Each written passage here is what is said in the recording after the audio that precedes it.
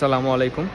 আশা করি সবাই ভালো আছেন। আমি এইমাত্র ডিউটি থেকে বাইর হইলাম, বাসায় যেতেছি। কিন্তু আমার মনে হলো একটা ইনফরমেশন খুবই ইম্পর্টেন্ট, এটা সবাইকে জানানো দরকার। যারা মিডল ইস্ট থেকে আসছিলেন, আর্মেনিয়াতে এখনও আছেন, ওনারা চাইতেছেন যে মানুষ নিয়ে আসবেন আর্মেনিয়াতে। তারপর বা কেউ যদি নতুন মানুষ ভিডিওটা দেখেন যারা আসতে চাইতেছেন আর্মেনিয়াতে, by be careful e visa নিয়ে।